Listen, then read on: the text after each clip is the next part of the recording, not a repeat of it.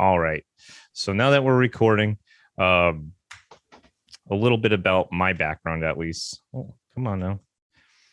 So I'm a Part 107 licensed drone operator. A Part 107 drone license is a license that the government will state to you after a completion of a test, stating that you have the required knowledge in order to operate a drone legally. It also allows you to do paid for assignments with whatever drone you have. So if, for example, if you are a real estate photographer and you're looking to add a drone to your arsenal, you would need this license in order to legally operate within the confines of the law. So for me, this started really more as a hobby, and then it became the professional interest. I started with first-person view drones, which we'll go over in a bit, but they're really cool. You essentially get a cockpit view as you're zipping around in the air. But eventually I moved my way towards the more cinematic gimbal mounted camera drones. And I will show some examples of that as well. I've worked with various Connecticut businesses, and I've actually been nominated for an Emmy with my work with Tribune Fox 61 in Hartford, Connecticut. And through working with drones, I actually met my wonderful girlfriend who worked for Fox 61, and she happened to be working a gig at the Lyman Orchards, where Fox needed me to work one day, and now we live together, and it's been a happy 2.5 years. So not guaranteeing that for everybody who buys a drone, but just a happy story for me. So here's our table of contents. We're going to be going over again, what is a drone, how they work, the different types of drones, the rules and regulations, different types of drone applications, and at the end, if you just have any wrap-up questions you want to ask, please feel free. And as we're going through, if you do have a question, don't hesitate. I'll do my best to answer it. So starting off, what is a drone? Well, a drone can be defined as something that has an autonomous flight function. It's capable of performing pre-assigned flight tasks without being tethered to any sort of system. So it can operate without human intervention. It can have preset flight paths and functions. There's no physical human pilot. It's a completely unmanned aerial vehicle, and this is how the federal government defines it, a UAS. You'll see that a lot, UAS pilot, a lot on their official documentations. It's just a drone that can be operated remotely. So we're going to go into any questions on that before I continue. Cool. We're going to go into how drones work. And this is a nice little picture of one of mine right here. I actually got it right beside me. This is one of the drones that I've built myself from the ground up, and we'll touch base on that too. So here we have it looks a little intimidating, but I'll explain it. We'll go over this. Everybody will be an expert by the end. We have basically the flow sheet for how every component talks inside a drone. So we have the battery, which will talk to the power distribution, and that just essentially delivers power to where everything needs to be. We have the flight controller, which is kind of like the brain of the entire drone, which talks to the electric speed controllers, which talks to the motors, and that's pretty much your signal chain when you're going through a drone from start to finish. So first, we have the batteries. It provides the power to the drone. Most often for drones are going to be a 4-cell lithium-ion polymer battery or a LiPo. You'll see them. They'll look like this. Or if I take this off right here, I can kind of give you. Well, I don't think you guys can see my camera, right? So never mind. But they'll look like this. Even the ones that will come from DJI, who's a drone manufacturer, they'll generally be 4-cell batteries inside of a enclosure. Flight times will often vary depending how fast the drone is moving, how much energy is expended. And it's always good for safety. I'm always a safety first type of person. It's always good to keep a fireproof bag around, just because you never know for any electronics or anything with batteries. The power distribution board is a circuit board that allows the transferring of power from the battery to the rest of the aircraft. It can step up and down voltage depending on what component is soldered to whatever pad on the board. So if a certain component needs a certain voltage, got an echo. If a certain component needs a certain voltage, I think we got an echo coming from John. Then we just connect it to that, and it'll work. We'll just draw the power that it needs. So if it needs 10 volts, you can see there it's flipped because I wanted it to look nice in the presentation here, but there's a 10-volt pad there. The flight controller, this is the brain of the aircraft. It's a circuit board with an array of sensors that detect movement and input commands. It controls the speed of the motors and dictates the aircraft's movements. The flight controller carries the inertial measurement unit, or the IMU. The IMU is a device that measures the acceleration and rotation using accelerometers and gyroscopes. So that's how it knows where the horizon always is. It knows how far off the ground you are. It knows the pitch, the yaw. It keeps track of all that information on board. The electric speed controller, or the ESC, is a device that receives different commands for the motor. The ESC will either raise or lower the voltage of the motor, which affects speed directly. One ESC is generally assigned to each motor, so you won't see like a cluster of them or just one for the entire aircraft. For every motor, you need one independent ESC usually.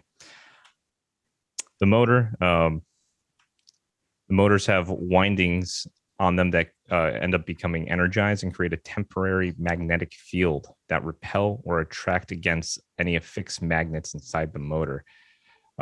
Any questions so far, just before I continue? I know this is like the nerdy end of it, but I just kind of want to get it out of the way.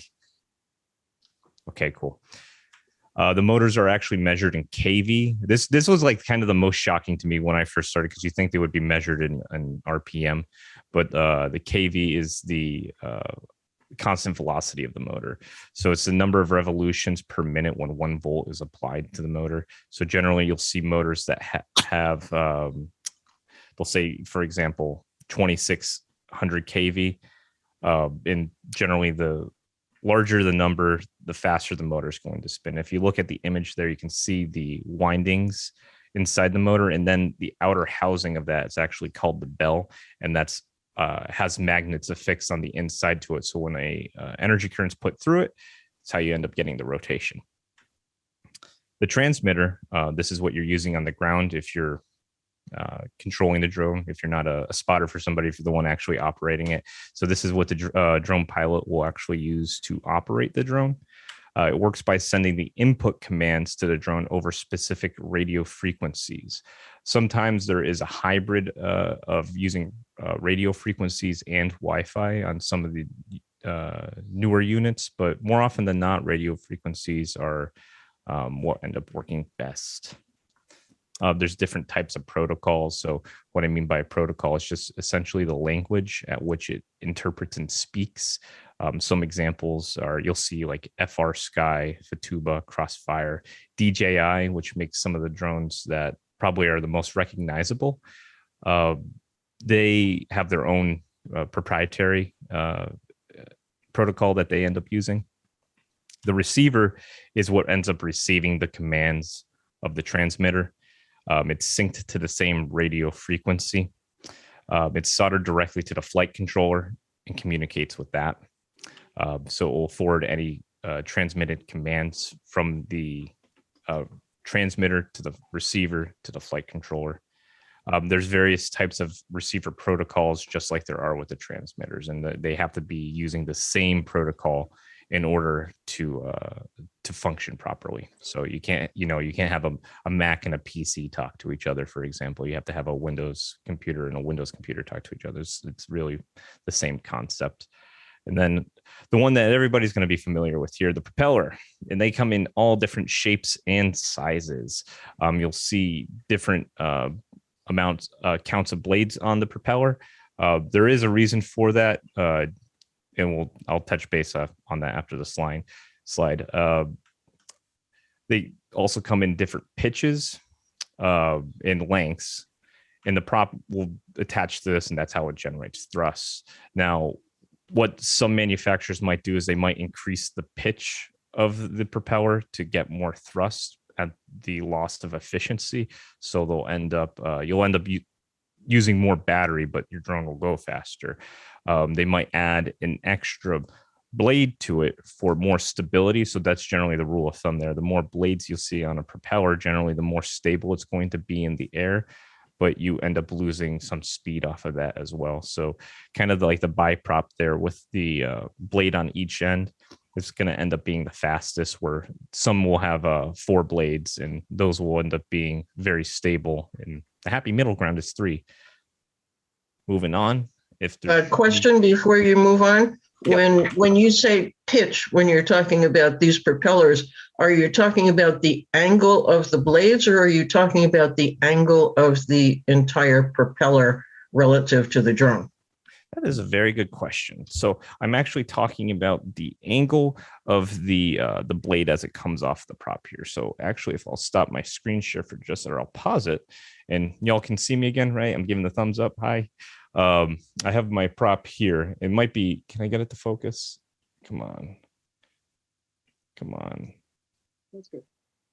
I don't know if you can actually end up seeing this. You're on small screen unless you, I think, stop sharing. You're still sharing. Oh, really? I hit pause share. It said your screen share is being paused. Hold on a second. Let me stop my share and I'll start my share again. Okay, how's that? Can everybody see me? Yes. Well, I got a couple of different props with me here. So this is a DJI prop, and you can see when I refer to the pitch, it's actually the angle on the side of the propeller here. So it still comes out at a straight degree, but the pitch that it comes down, the fan amount here, if you want more aggressive speed, you might pitch this further down. This is going to be hard to see because it's smaller, but this is a different type of prop. This is a tri-blade, and this has a very gentle pitch to it as opposed to the DJI one, which has a more extreme. This is also a example of how big a 5-inch prop is, because they do come in different sizes as well. And this would be I believe this is a 7-inch, which goes on the DJI Phantom 4 Pro. So, I mean, you can have some that are much smaller than this, literally the size of your, the pad of your finger, for some of the micro ones that are out there that you can operate with inside your house. But yeah, that was a very good question. Does anybody else have any questions before I continue? Yes, I have one. How far can the drone be away from the person who's controlling it in a general sense before you lose control? That's a very good question. So there's a few things that factor into that. So one is if there's any obstructions in the way. So for this example, we'll be talking about it's a clear day and you're in an open field. So there's nothing in the way at all. So nothing to block the radio frequency from reaching the drone. So on a clear day, nothing in the way. If you're using something like the Phantom 4 Pro, which I think everybody's seen before, it's one of the guys that looks like this. This is one of the ones you can just go to Best Buy and buy. You could probably get a few thousand feet at the very least. I'd probably say close to a mile before you really start hitting any real issues. But there is issue with that in the eyes of operating with the law. It's one of those things, just because you can doesn't mean you should. In the United States, you do have to have a line of sight on your drone at all times. So if you can go that far but you can't see it, then what good does that do? You're really opening yourself up to some, not that there's drone police that are going to stop by and say, hey, you can't see your drone, but it's a good rule of thumb for everybody's safety to be able to have a line of sight on your drone. For something like this, which is much smaller, this could probably get about half a mile. This is strictly over radio, whereas the DJI Phantom 4 Pro, which is the big white one, is a combination of Wi-Fi and radio.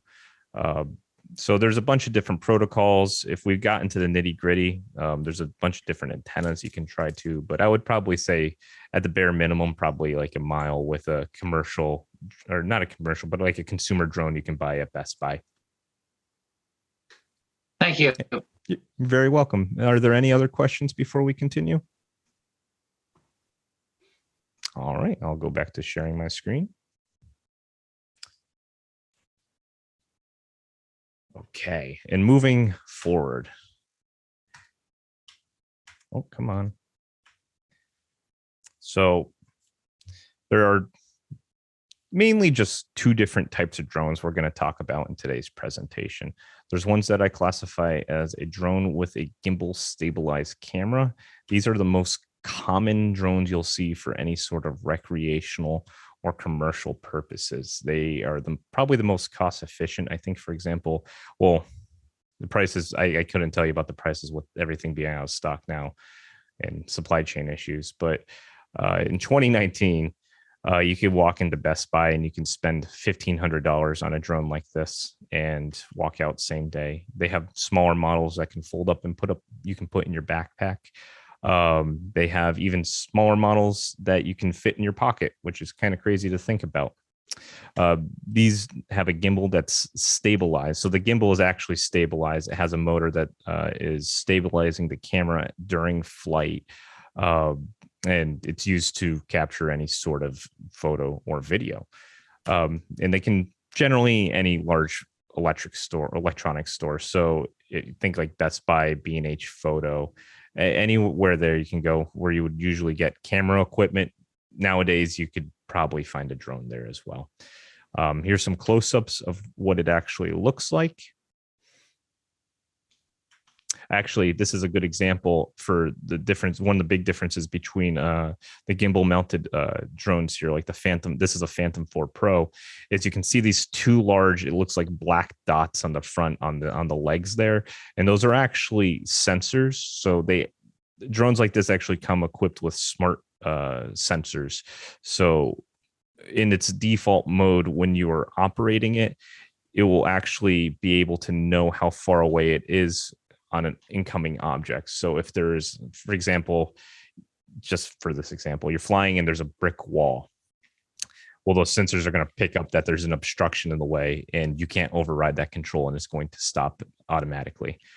You can also see on the side as well, there's that black spot on the side. That's also a sensor. And there's a few on the bottom as well. I wish I got a picture of that, but unfortunately, I do not have that. Is that those sensors based upon the manufacturer of the drone?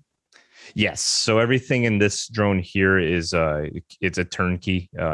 Everything you get comes straight from the manufacturer, including the camera. There are different drones where you can put different, cinema grade cameras on and things of that nature. But then you'd start looking into 5-figure and 6-figure numbers. Whereas this is like kind of you can get really, really good results considering the camera does have a 1-inch CMOS sensor on it. So, which is pretty impressive. And it does have a mechanical shutter. I was actually really surprised I figured that out because I was thinking the whole thing would be completely digital, but it does have some mechanical parts on it. And you can control all the manual parts of your exposures straight from base operation. So when you're on the ground, you can change your ISO, your aperture, and your shutter speed. Generally, a drone like this will be able to, if you're into cinema, can do 1080p up to 120 frames, and it can do 4K up to 60. Usually, the color accuracy I find is pretty decent. I'll show some video later of what the color accuracy is like, but it's generally a little flat. But if you're into using any sort of color correction software, you can get some good looks out of it. The next type, I'm sorry, any more questions before I move forward with that? Okay, great. So the next type of drone I'm going to talk about is going to be a first-person view type of drone. So this is something that if you see this out in the wild, you can assume that the person operating it is a drone enthusiast. And the reason being is that the whole thing is built from scratch. The components all have to be individually ordered. Everything has to be soldered together. It has to be programmed through different software. The person that owns this definitely lives and breathes a little bit. The cool thing, so you'll probably notice, why are there two cameras on this, right? These type of drones allow you to see everything that's going on inside the cockpit. So the orange camera there that you see on the bottom is the FPV camera. So usually, and I'll stop my screen share to show you. I got to reach over to my desk here. Oh, whoops. So usually the pilot will have something like these, which are just regular old goggles that you can put on your face. And there's some antennas that you can attach to it. And the camera broadcasts over a different radio frequency, and you can pick up what's going on there right from your goggles. Now it's, we're not talking like it's HD or anything like that. It's over air. So usually we're talking standard definition. It's 480p. But as somebody who's done this regularly, I can tell you if you don't get motion sick, it's one of the coolest things in the world. And I will have some examples of what it looks like so everybody can get a look at it. Any questions? Is that a view that's different from what you would see on the screen on your controller when you're flying another kind of drone? So yes, that's a very good question. So if you notice this camera so let's take a step back. So the Phantom 4 Pro, and let me share my presentation again so I can have this up on the screen here. So, and it's going to take a second for me to use it. So the Phantom 4 Pro, that's a very good point. The camera that you see in the center there usually has a companion app on your phone where you plug it into the controller that it comes with, and you can see everything that happens on that camera straight to your phone. Now, the nature of it being through an app and a combination of radio and Wi-Fi means there is a bit of latency to it, like an inherent latency that you can't get away from. It's just the nature of the beast. Whereas the view that you get from this, since it's a fixed camera, so the reason why I have the GoPro on that is to capture it outside of the standard definition view. I want to get it in 4K for whatever I'm doing. Not only is it going to be reduced quality, but it's going to be completely fixed, meaning that I can't independently move the camera of the drone. Wherever the drone is looking is where the camera is looking. So that's a very good question. Any other questions? Okay. So here's some better close-ups than me pointing it at the camera there. So you can see on the bottom of there where you can see the yellow connector there. It's called an XT60. That's where the power distribution board is. So this is actually a good learning example because this is all inside the white drone, the Phantom 4 Pro as well. But this one is just doesn't have the sheath to really protect it. You can see the part with the electrical tape over it. Those are going to be the electric speed controllers, and those are attached to the motors. And on the motors here, you can actually see the coiled winds on them. And again, inside that bell, there are some magnets that are affixed to it. If you ever end up dinging one of the bells on the outside, you usually have to replace the motor. From the front, this is kind of give you a better idea of what it looks like. Again, the camera, that orange one there is standard definition.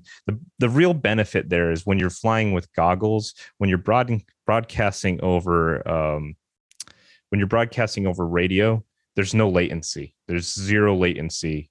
So it's really, when you move something on the controller, it immediately happens. You immediately see it. And here's just another view on the side here. You can see it has a small USB port that you can plug into the computer for programming and things of that nature. The entire frame here, in case you were wondering, is made out of carbon fiber due to its sturdiness. Unfortunately, it's kind of double-edged. Carbon fiber is conductive, so you actually have to take steps with preventing that from causing a short circuit or anything like that. But generally, they're pretty sturdy. Any questions moving forward? Okay. Is that a GoPro camera on the front up top, Yes. the black one? That is a GoPro camera, and it's actually a TPU 3D printed mount for it. GoPro, due to the nature of what you're doing, it's or what I'm doing, I should say, they're not, it's not like you're going to get the quality from a a 5D Mark IV on it, but for what I'm doing, it works really well due to the small size and the weight of it. They actually made ones for a bit that were like cube shaped that worked perfectly, but they discontinued them. So you get, it's kind of awkward with the rectangle shape on there. Unfortunately, there's been some instances where that's actually the GoPro's jettisoned from the aircraft, and I've had to spend a day searching in a soccer field or an RC park, which isn't the best times. Any other questions? Okay, moving forward, we're going to talk about rules and regulations. So I know this is everybody's favorite subject here, but we're going to touch base on what the FAA has to say about hobbyists. So if you're thinking about doing this as a hobby, for photography, there are some things in here you might want to keep in mind. So the FAA has laid out several rules and guidelines for hobbyist drone pilots. A hobbyist being somebody that's not doing it for business or gaining any sort of compensation in any form.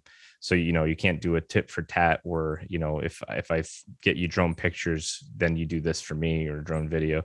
To do that, you would still need a Part 107. So you have to do it strictly in the eyes of the law for a hobby or recreational purpose.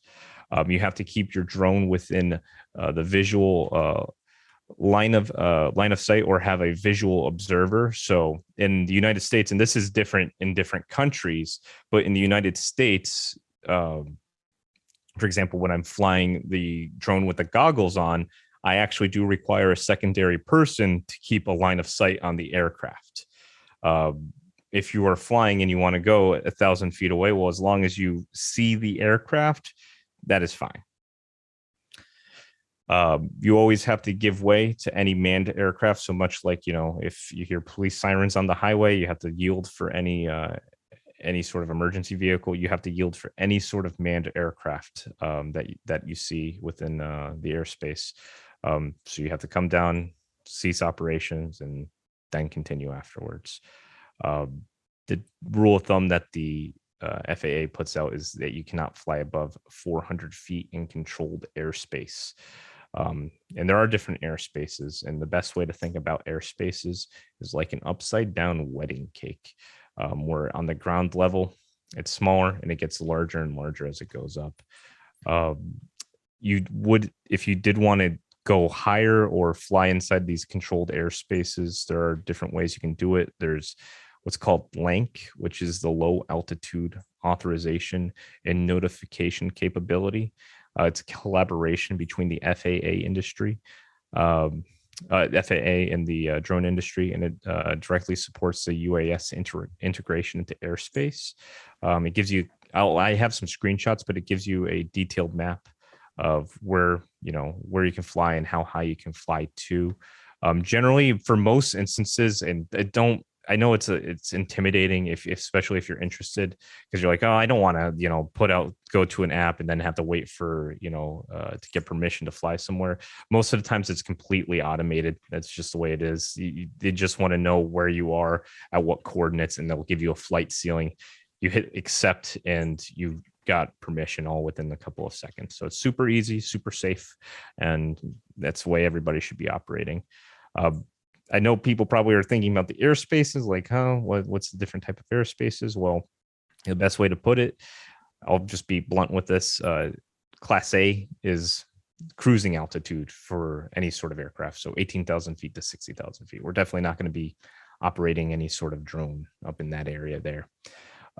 Class B is anything you can consider a big airport, usually international. So like think of like Denver International Airport. If you've ever been there, that's a Class B airport. From surface to ground, from surface to air, they have about 10,000 feet above their airspace, above their area. There is considered Class B airspace.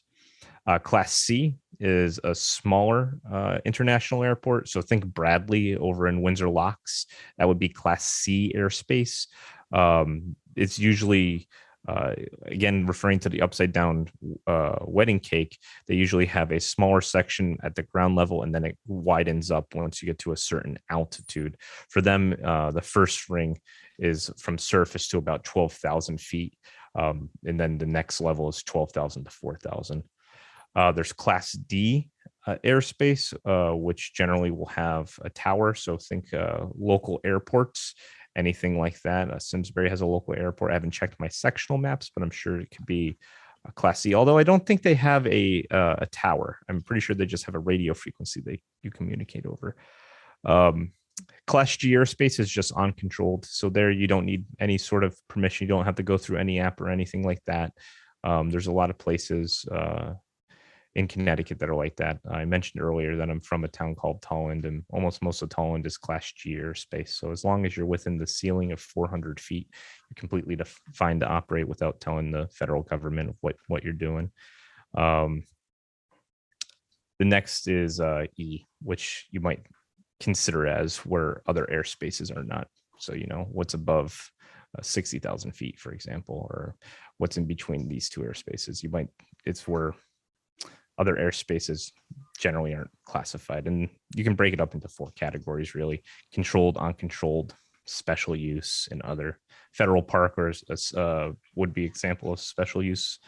You do have to get special requirements and fill out special forms if you want to do anything like that. You can't fly in you can't just go to a federal park or a state park. In Connecticut, if you want to fly in a state park, you have to contact the DEEP and get written permission from them. So there are rules about this. And generally, if you were to go to a store and purchase a drone like the Phantom 4 Pro, like I have, on the app, when you go to launch it, it will actually tell you the airspace you're in and if you need permission or not, generally, which is pretty nifty. Any questions about airspace? Or I got a couple more slides of this. I know it's a lot of information. I don't want to overwhelm you, but any questions about it? I have a question. Does your drone tell you how high it is, and you can register that or look at it? Absolutely. That's a very good question. So the Phantom 4 Pro, the big white one that I have there, or anything really made that's a kind of a turnkey, not the ones you're making yourself. On the companion apps, they will read out to you how high you currently are. And I find them to be generally pretty accurate. So if it says 400 feet, you're generally in the clearing. One rule I will actually touch base on that I didn't mention before is that it's 400 feet around any obstacle. So if there's a building, it would be 400 feet above that building, for example. But yeah, most drones that you'll be using, like a smart companion app for on your phone, will give you a readout on how high the altitude currently is. I know a number of years ago, there were issues with the hang gliders that went off of Simsbury Mountain, and some of them flying way too high and interfering with the flight paths going into Bradley. And there was some active discussion. So when you're on something like that, like Simsbury Ridge, then how does that affect your ceiling, your flight ceiling? It's going to be 3. So for example, whatever feet they give you, if it's 100 feet, it's going to be 100 feet. And it will usually have a signifier after it that will say like AGL, which means about above ground level. So I would interpret that as being able to go 100 feet above the ground level that you're currently at. So I don't know how high these people are going. I'm unfamiliar with this story. But I have some air maps I'll be showing us in a little bit here that will go into detail about what you actually can and can't do in Simsbury. And Patrick, is this irrelevant of the size of the drone? Yes, it's irrelevant to the size of the drone. These rules are, the law for any size of drone. Although there are registration requirements for, they do it by weight class through the government. So if the drone is of a certain weight, you'll need a certain type of registration. And actually, if you are a hobbyist now, you do have to. The perfect segue into our next slide here, but You do have to have a current registration with your drone. When I started originally back in 2017, if you were a hobbyist, you didn't have to do any sort of registration. The FAA has actually been kind of wishy-washy on this, I want to say, because there was a few times, for example, I mentioned I have my license to operate as a business operator license for drone work, and they decided you no longer have to register your drones, and then they refunded us for a registration fee, which wasn't very much. It was, $20-$30. That's all they really ask. You're not paying hundreds of dollars to register these things. And then they changed their mind and they sent everybody who had a registered drone a refund. And then they changed their mind again. And then you had to re-register your drone after the FAA unregistered it. And you had to go out of your way to re-register it again. And that was all within about a year and a half. So a lot of these rules that they've had, this kind of seems like to be the final form now that drones have really kind of hit it big in popularity. When I started, there wasn't as many people doing it. But yeah, so continue moving here. You do have to take a recreational UAS safety test and carry proof of passage of this test, which can be found on the FAA's website, faa.gov/UAS/recreational_flyers. You have to have the current registration marked on your drone on the outside with the registration number. So they'll give you, a registration number, much like a license on your car, and they just want it clearly marked. So if it falls from the sky when you were in a state park when you shouldn't be, then they know where to find you pretty much. Or if just something happens, they know whose drone it belongs to. You're not supposed to, they do put this, it does sound silly to say this, but don't operate your drone in any sort of dangerous manner. There's been people that have done some really stupid things. And again, I'm an advocate for safety. There's people in Atlanta who are doing what's called building diving, which is you go up to a tall building and you just kind of skeet down the side of it, which isn't cool. You shouldn't be doing that. You should be operating within the confines of the law and making sure you're conducting a flight as safely as possible.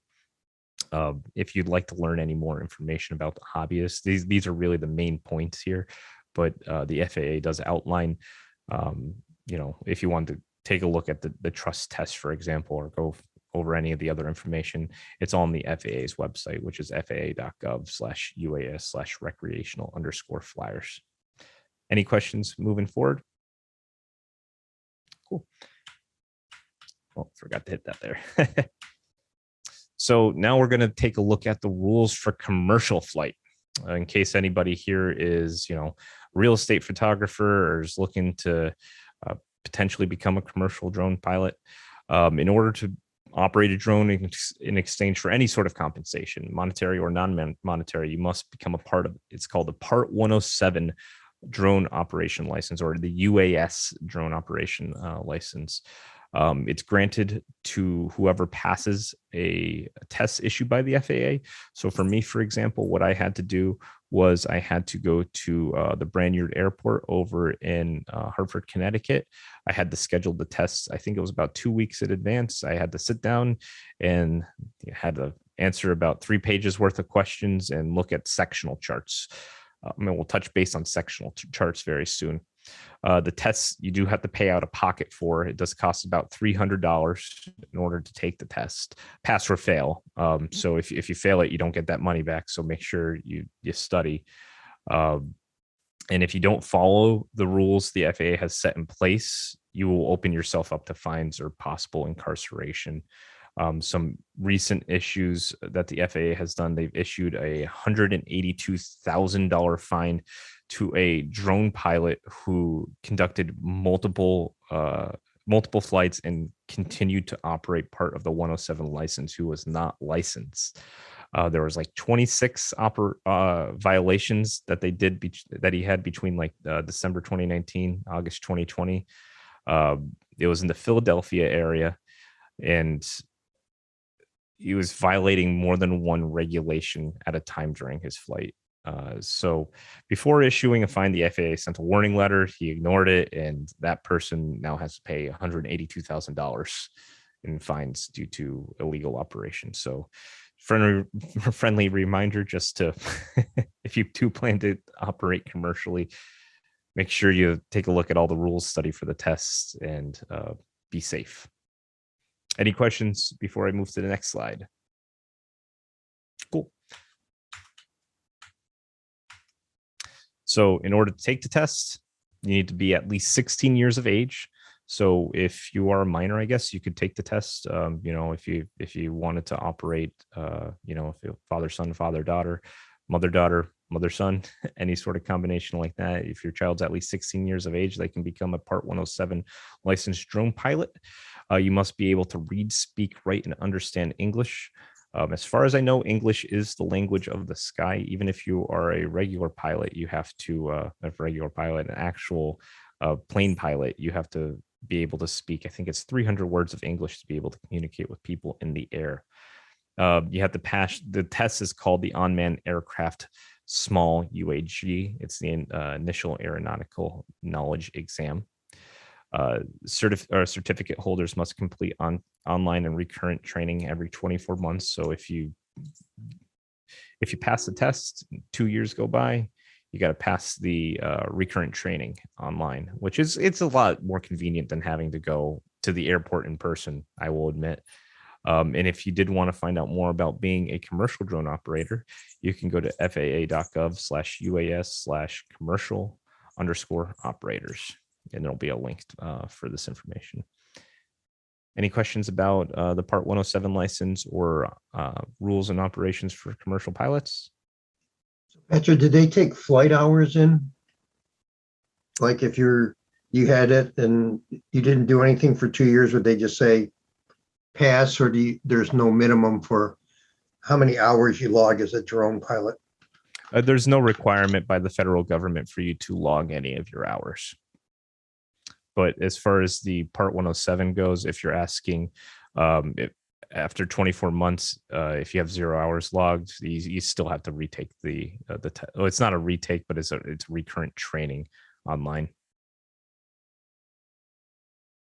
Any other questions? Okay, moving forward. So this is what the airspace in my neck of the woods looks like. So this is the app I was telling you, Air Map, and this is goes through the LAANC, the LANC system. So as you can see the airspace for Bradley on the far left there, and some other airspaces. And then zooming in on Bradley, you can see the Connecticut River going down. You can actually see my dot right there for where I was at home. And then once you zoom in, you can see the flight ceiling for any sort of flight you would want to conduct. Now, what would happen is if you were in that location, that geo coordinate, you would tap on that square, and a little message that would pop up that would say, is this where you're going to fly? What time? And you click OK, and you're granted automatic approval pretty much for any sort of flight you want to do in that area up to that flight ceiling, 100 feet. And some of you can see around there, some are 400, 300, 200. Moving on to Simsbury. Simsbury is a little more interesting. You can see that a portion of Bradley on the left side there, or I'm sorry, a portion on the top right side is Bradley. And then you see a green circle on the lower left-hand side there. And that's actually inside Simsbury. That's zoned as an RC park. So Simsbury actually does have a remote control park where you can safely operate any sort of remote aircraft that you have.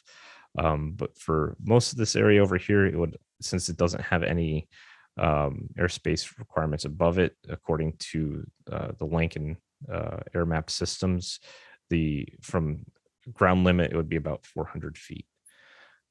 Again, yield for any manned aircraft.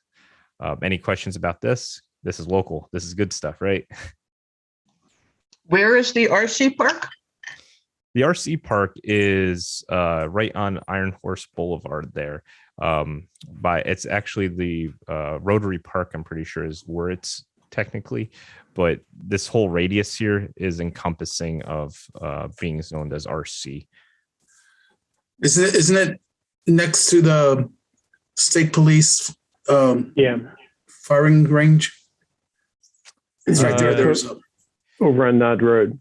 It's right across the street from the Iron Horse Pizzeria, Simsbury Meadows. Yeah, it's the park. Yeah. That's So there's a radio controlled club over on Nod Road. Oh, No, maybe- there's a flying club, a model airplane club. Correct. That's a private club. That's correct. Nod Road. I've flown there. So it's Nod Road. Yep. Yeah, so all this in the green here, as far as air map is concerned, has been zoned as RC. So as long as you're operating within the confines of the law, then there's generally nothing wrong with operating in this area, just so everybody knows. Any other questions before we move forward? Awesome. I'll let her know. Okay. What's that doing? So this is what a sectional chart looks like. This is what you'd have to interpret if you're going for your commercial license. So if you look at kind of the top middle on the right-hand side there, you can see that's where Bradley is. And you can see it says Windsor Locks. And this is kind of refers to what I was talking about when it comes to the upside down wedding cakes, because you can see it's kind of like a circle inside a circle. So that for Bradley, that first circle there is the initial airspace from ground level up to 1,200 feet. And then the next one is the airspace above 1,200 feet and up. Here's a closer example of what that looks like. Does anybody have any questions about sectional charts? There's a lot on this. You can see where, yep. What about U.S. critical infrastructure like power plants or power grids? Are there restrictions for drone operators? Typically, there'll be something in place there. I would refer to check whatever sectional chart or map like Air Map to see what it says. The FAA also has an app called Before You Fly, but generally it's always probably safe to assume that areas like that are probably completely off limits. Gotcha. Yeah, generally they'll marked out completely in red and just listed as a no-fly zone. Gotcha. Thank you. You're welcome. Anybody else have any questions? All right, moving forward. So I just wanted to say here that rules change around the world. So what's okay in the United States may not be okay in Canada, Australia, any other country you can think of. Canada actually has a more strict drone regulation than the United States. So does Australia. Everybody's a little more strict than we are. It's very important to follow the rules. I just want to say that if always double check any sort of information by the FAA. Like I said earlier, they kind of went back and forth with the rules for about 1.5 years before landing on these. It's always best to stay up to date and always check the apps that you have that are available. Again, those are Air Map, Before You Fly is another one. And those will tell you where you can and cannot go. So let's talk about some of the applications that you can use a drone for. There's a lot of different types of photography that exists. The first. Sorry, before you go ahead with that, you've been talking about safety rules. What about privacy guidelines? Are you going to talk about that at any point during your presentation? I mean, we can talk about that now if you'd like. Privacy has never really become an issue for me. Drones are really, really loud. So in what manner were you speaking about like privacy, like worried that somebody might be watching you or something like that? Right. So, Instead of, like a stakeout on somebody's house or peeking into somebody's window or whatever like that. So for anything like that, drones are very, very loud. You would be able to hear it operating outside your window with your television on. They're so loud that people have asked me and requested me to do weddings, and I have turned them down because you would hear that throughout the entire service, the ceremony. I would say that it would probably be easier, if you really want to spy on somebody, to use your phone to live stream to Facebook and tape it to a stick and stick it up to somebody's window, to peek through it. But I don't really see drones being used for anything like violating any sort of privacy. Just be the nature of them. They're very, very, very loud. Anybody else have any questions? Okay, moving forward. So we have drone applications. So for a gimbal stabilized camera, much like my Phantom 4 Pro, these are pretty much the pinnacle that you would want to use for photography or cinematography. They stabilize the camera, so you don't have to worry about your exposure too much. You know, I could get really focused pictures going like 1/60th of a shutter speed, which is, I mean, considering it's a flying robot in the sky, is kind of cool to really think about. You could probably experiment with long exposures and get something neat out of that. I haven't tried that, but maybe somebody will take that idea and run with it. You can get crystal clear focus. And I mentioned all the resolutions you could shoot video at before. So I primarily like shooting video at 4K, just because if you need to do any sort of post cropping or anything like that, it really ends up helping out. What comes to mind really for gimbal stabilized, other than recreational or hobby, is real estate, construction, home inspection, solar, utility, film, other types of media, roofing inspection, basically anything where you just need to have eyes in the sky. So I actually do have a video of Hartford, and I'll just play a few seconds of this here. But this is actually footage that I was contracted for by Fox 61 when they were owned by Tribune at the time, to get footage of Hartford for them. So to conduct this flight, what I ended up having to do was I actually had to contact Branyard, and I had to let them know about where my flight was taking place, how high I was going to go.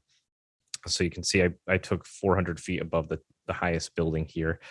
Well, not 400 feet above that building. I don't have the actual numbers in front of me, but at the time, you actually, before the automated system that they have in place, you had to call the place where you were going, the local airport. So I was calling Branyard, and I was scheduled for about 3 flights consecutively, like day 1, day 2, day 3.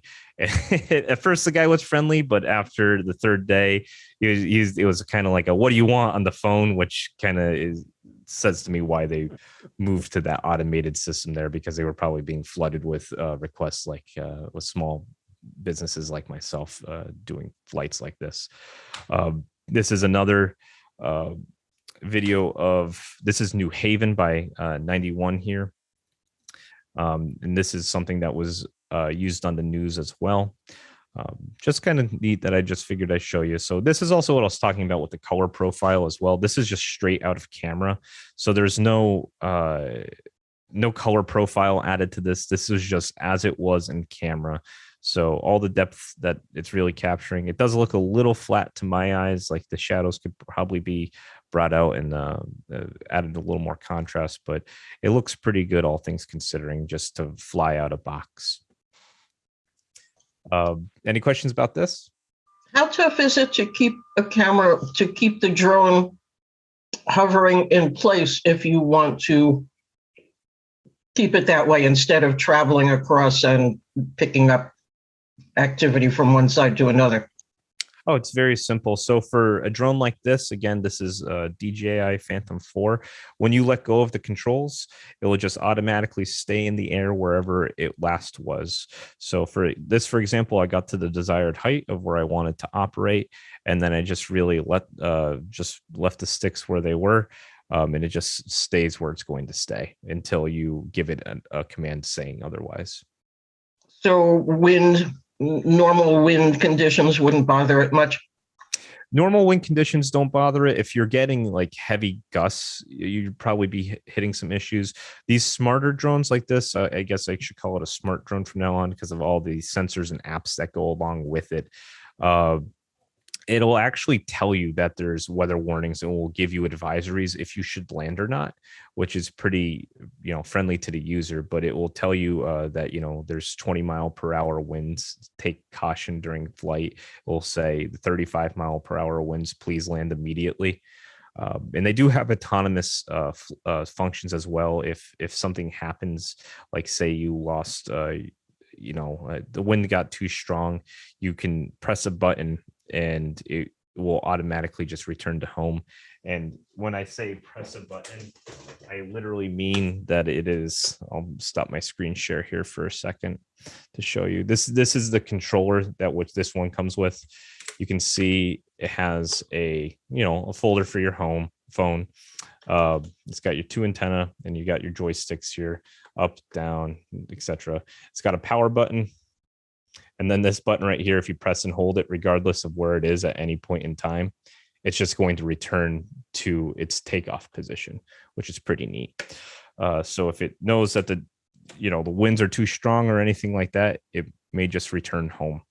But generally, the smaller it is, the worse it's going to do the worse it's going to end up doing in strong winds.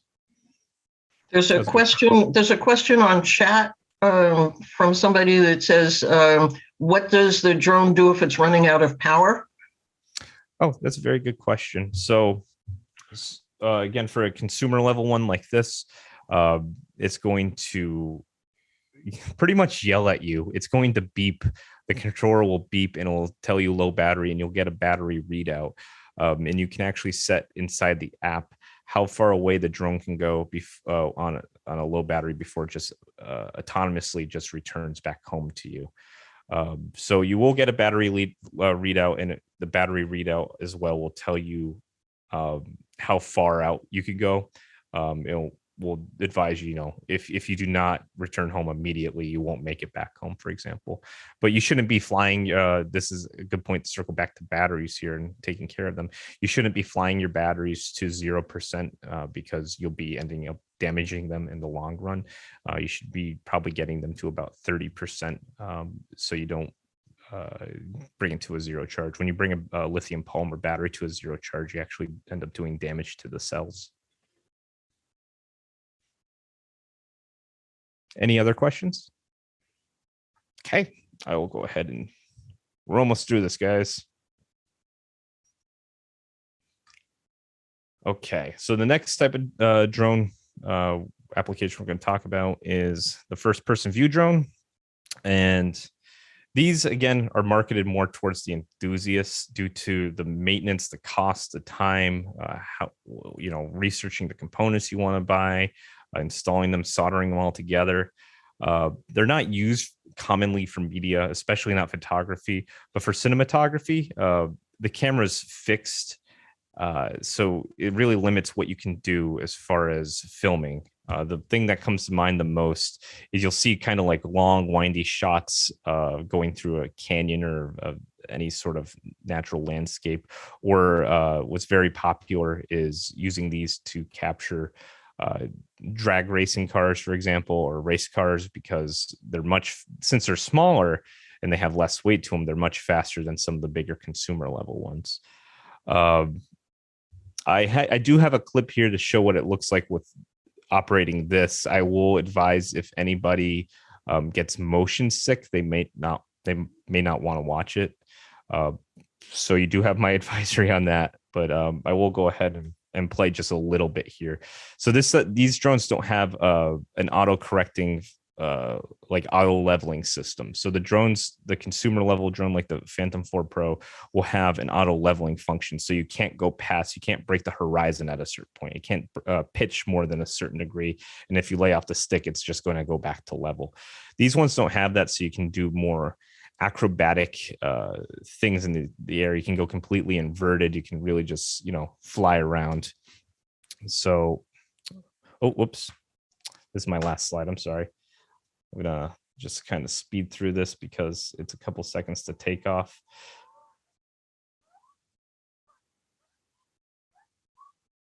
I'll turn on the volume just a little bit. You can see me operating at my car here. This is a Class G area. This was outside my home in Tolland.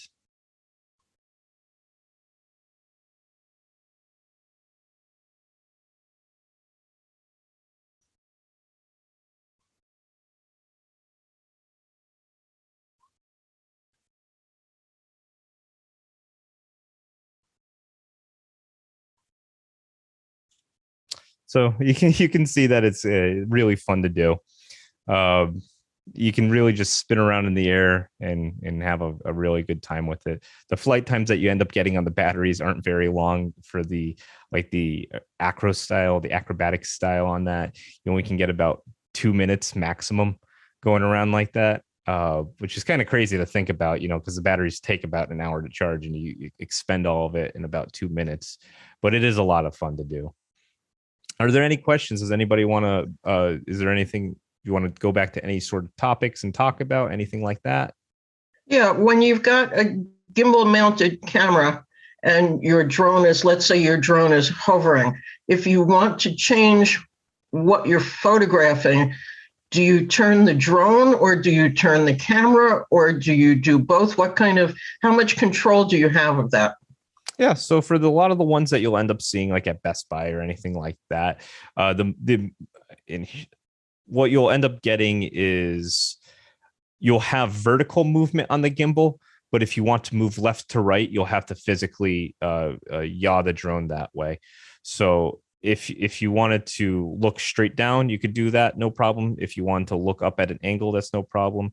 But if you wanted to move the camera independently of the drone from left to right, you cannot do that. And that's true of anything you'd find in a store for purchasing, above like film grade stuff.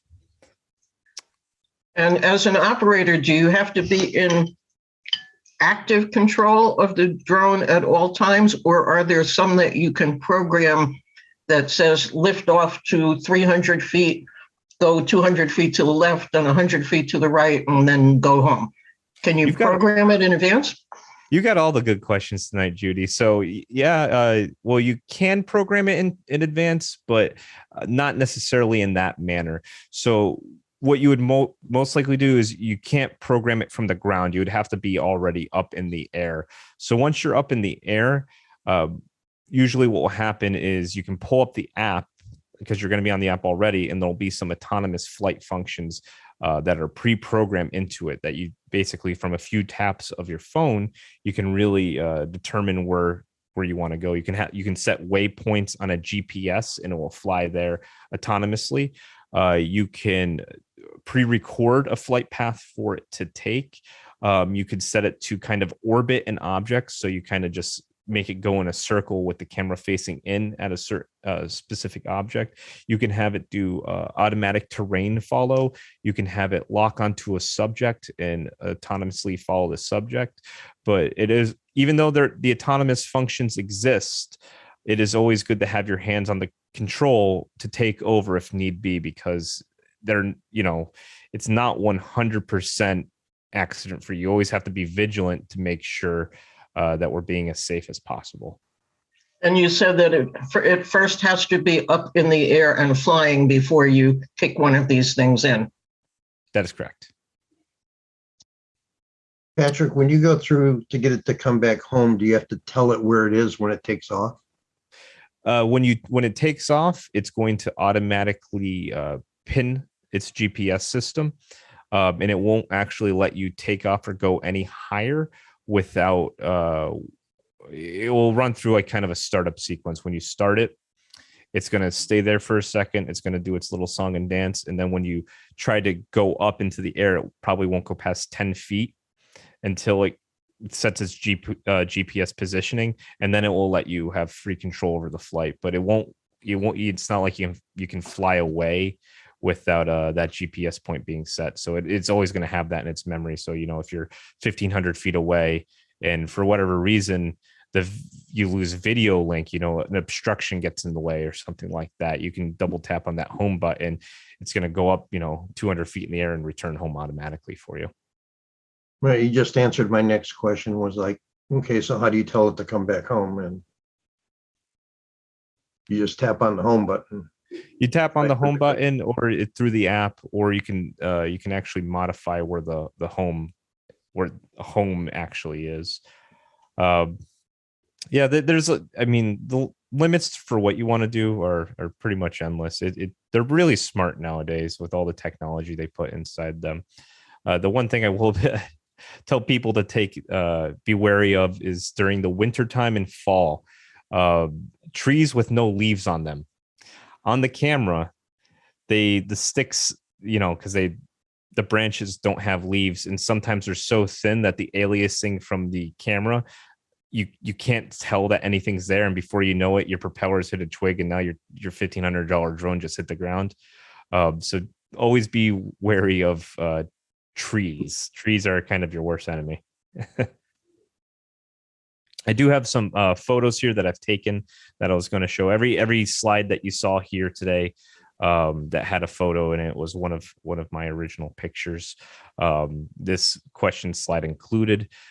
So this is over at the Yard Goats. We did get permission from the owner of the Yard Goats Stadium to film in here for a piece of film we were working on. This is one of my favorite pieces. This is of a pond in between, transitioning from winter to spring, and you can see all the cracks in it. And I really love the blues. And on the bottom left there, you can see all the birds that are in place. I just really love the way it looked. Over here, this is Westport. I was staying with a friend for a couple of days, and we managed to get some really cool photos, this one included. Just the point of view that you can get, seeing all the water, I really liked. You could also get some cool photos of boats. If you know anybody with a boat, it ends up looking really nice. If you end up working in real estate, I've done a few real estate gigs, you can get some really scenic looking photos. If you're working in the city, or if you just want to take pictures of the city, you can get some nice shots of Hartford as well. This one's one of my favorites. I actually have this printed up in my living room. Are these stills taken as stills, or are they frame captured from videos? These are all stills. This is all photography. So none of this was taken from a video. So I have a question and a comment. The question is about neutral density filters. I see that if you're researching for your own camera, you see that they sell a lot for drones. Do you use those, and how would you choose, since you have to physically put them on and then decide under varying conditions what you're going to use? Have you used them, and how would you decide which ones to go with? That's actually a very, very good question. So let me, I didn't mean to do that. Well, let me end my screen share here. So for most of these consumer level drones, especially for ones as popular as manufactured by DJI, they will come with a bunch of neutral density filters that you can purchase from, people who, like Polar Pro, for example, who I own their neutral density filters. A lot of aftermarket manufacturers will make things from, and they'll all screw on. They'll all fix to the drone camera as if it were a DSLR or a mirrorless camera, attaching it to the end of the lens. They function exactly the same as if you were shooting on the ground. You kind of just take it, you hold it up to the light, and you just kind of figure what works best.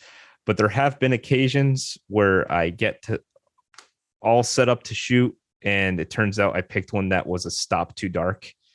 And you gotta come down, you gotta bring it back down, you gotta land it, you gotta unscrew it, you gotta put on the next one. There is a bit of art to it, not so much a science.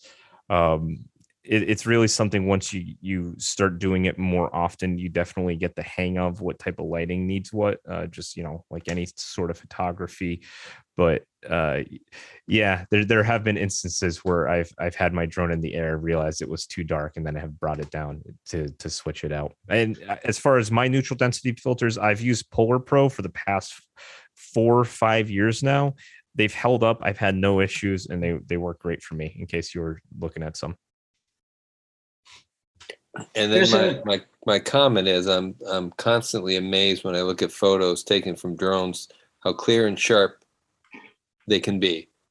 And you know, my camera manufacturer says that we have the greatest 5-axis stabilization, best, you know, in-body stabilization in the world. You should be able to do anything you want with it.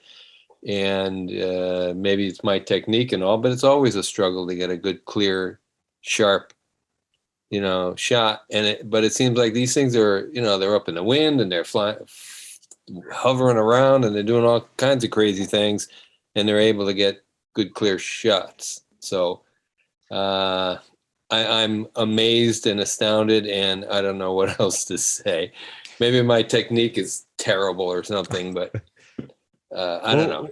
With the drone as well, I mean, keep in consideration, a lot of this wasn't, you can do manual focus, but I'm much more reliant in the sky of using the autofocus, and it hasn't really let me down.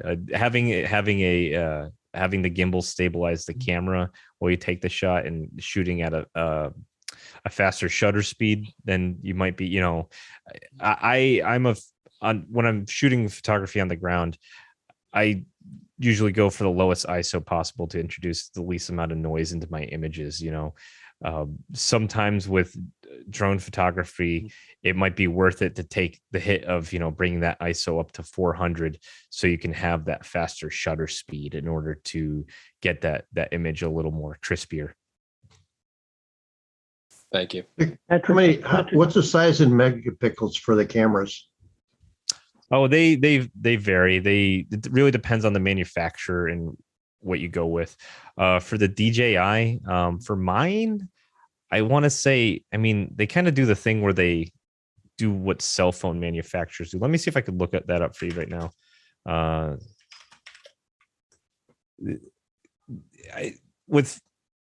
It's hard to get the true number. Like with cell phone manufacturers, for example, you'll always hear like Apple say that, you know, the newest 60 megapixel camera, but everybody knows that's crap because they're using software and pixel duplication in order to really hit those numbers.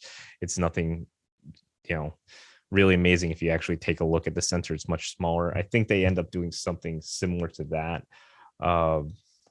I want to say the number that sticks out in my head is 19. Let me just fact check myself real quick. I understand why you're doing that. Do you know, do you have your choice of file format from the cameras? So you can shoot RAW and JPEG, and you can do both simultaneously. And for a video, you can shoot MP4 and MOV. Patrick, for a drone operator, what's the biggest, I guess, job opportunities today? Is it real estate? Is it inspections? Exactly. What's the demand for drone operators today? A very good question. Circling back for just a second, the Phantom 4 Pro, the camera that I have is a 20 megapixel sensor. But as far as demand goes, I mean, I think a lot of industries have ended up changing. If you're a real estate photographer, you know, 10 years ago, a drone should probably be in your arsenal today, because, you know, if a client asks, you're going to hear clients ask for drone pictures over and over again.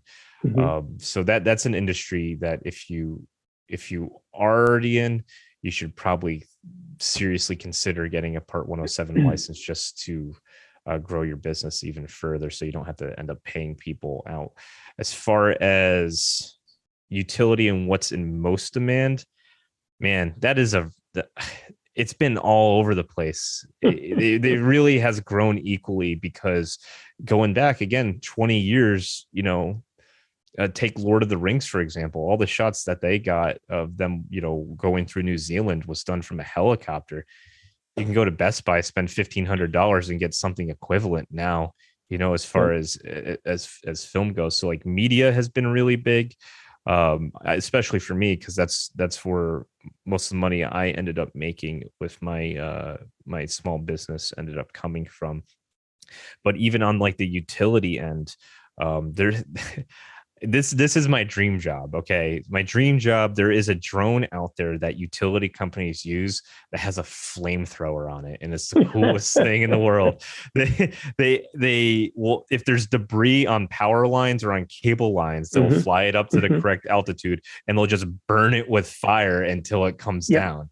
And that's something that's really cool. I can tell you Eversource contracts out a company, I think that's located out of Bristol, that uses drones with thermal sensors on, or thermal cameras on them, specifically to look for issues with the state-to-state transmission wires. That's a field. I mean, that's another field where you'd have to send a guy out on a helicopter. They'd have to clip themselves onto the pole, and now you can just send up a drone, not have to risk a human life. Right.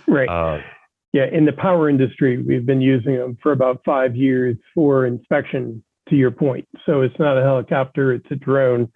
And I know some home inspectors have been using them to do home inspections on, higher elevations that they're not going to string a ladder up. Here in Farmington, we hired a drone operator to monitor the installation of a bell in the bell tower at about 185 feet elevation. Again, those situations where having eyes on the job would be very difficult, whereas a drone operator would come in and be able to do that. But it's a whole new industry. Just curious to see the new opportunities tying out to that. There's been like a lot of construction has been really big with drones too, for documentation, just to to use for portfolios. This is how quickly we can turn around a project. This was day 1, this was day 10, this was day 20. There's been a lot of that. It's really anywhere you can really think can benefit from some sort of aerial camera has really done it. I know Travelers in Hartford, I have a friend that works there, and he was telling me that they had an initiative to have drones that have sensors on them that would go over roofs, and essentially what it would do is once it was over the roof, it would calculate the slope of the roof in order to then send out to the company to calculate the risk insurance for sending a roofer up there or somebody like that, which is bananas. It's crazy. So pretty much it's really grown. I don't want to say equally, but just like everywhere that it can be used, it is currently being used, and it's really neat. Do you know anything about whether DEEP is using it to track wildlife? I do not know anything about the DEEP's usage of drones. I've tried contacting them before because I thought it would be neat to get footage of Hubline Tower. And it is a state park, so I was doing my part. I contacted the DEP. I heard back from somebody that said, well, you got to go to this email. So I sent out an email to there a couple of times, and I just ended up never hearing back. So no flight took place there, unfortunately. Do you have any information about government usage, or are we straying into things we shouldn't be talking about? Not that I'm off the top of my head that I know, like as far as police usage. I mean, I can speak of a meeting with DHS I was in about 2 or 3 years ago, where they were discussing initial use for drones in pursuits, car pursuits, in those situations where it could be a lower risk than engaging in a high-speed pursuit. So there were some different use cases talked about with the DHS, as well as some of the concerns about drones around U.S. power generation, U.S. power grids, and just some of the concerns and how we protect that. So I think there are some pilots occurring. As a matter of fact, 2 or 3 years ago, I believe Hartford was going to be part of a pilot. And there's also still some ongoing concerns about just overall security to power grids and U.S. power generation tied to drones. So I can tell you it's actively being researched. I've not actually sat in on an update in the last couple of years, but a couple of years ago, it was a pretty hot topic. Most of the information I've ever heard coming out of governments is how to stop drones from entering specific areas, not necessarily how they're going to take advantage of it. I've seen companies develop, certain gadgets to either stop it dead in its tracks so it falls, or cast a net over it, so that there can be no flights that take place in the area. People that don't heed warning. Yeah. Sorry, I don't have more information about that. Most importantly, how close are we to getting pizza delivery? Yes. Pizza. Well, so funny you bring this up. So a lot of when I mentioned before, the FAA was going back and forth with the rules. A big portion of that was due to the relation that Amazon had with lobbying, trying to remove any sort of hobbyist airspace. They were trying to privatize, any, or not privatize, but expand controlled airspace to the point where there would be no hobbyists or recreational flyers. So that way their drone delivery system could kind of take priority over the skies. And it doesn't look like that's going anywhere at the moment, but that's what the reason why the rules kept going back and forth was due to lobbying, which was crazy. The drone racing, I'm sorry, go ahead, Bill. the drone racing that they have on the ESPN side of the stadiums, what type of drones are they using? Those are going to be something more akin to this guy right here, which is this is just, so they'll refer to them in a few different ways. They'll call them drones. More often they'll call them a quad. Or they'll refer to it as a multi-rotor aircraft. Technically, I mean, if I'm being actually nerd here, it's technically not a drone because it doesn't have any autonomous flight functions. It's a multi-rotor aircraft. But drone has kind of become synonymous with anything that's a robot that flies. So it's whatever. But the DRL, the Drone Racing League, a lot of the times those guys, they're nuts. What they do, a lot of those drones are 0 to 70 miles per hour, and it's all instant transmission. It's all instant torque going off the ground. I could never do anything like that. It would take a lot of time at that good, but it would be something like this where it's a carbon fiber frame, very lightweight, very sturdy. It would be an array of their own electronics, so much like if you're making a sports car, you might pick different parts from different manufacturers because they make it better. It might be a different set of ESCs. It might be a different type of controller. It might be a different brand of battery. Might be a different antenna or radio transmitter. Might be a different brand of motors. But they're using stuff like this. Sometimes they'll end up getting sponsored, and much like racing with any sort of car, they'll get something like this and they'll put it in a nice little neat system. But on the inside, all the guts end up looking like this. Anybody else? All right. Well, thank you very much for listening to me today. It was my absolute pleasure to talk about something I'm very passionate about and happen to know a couple things, there. Thank you very much for having me.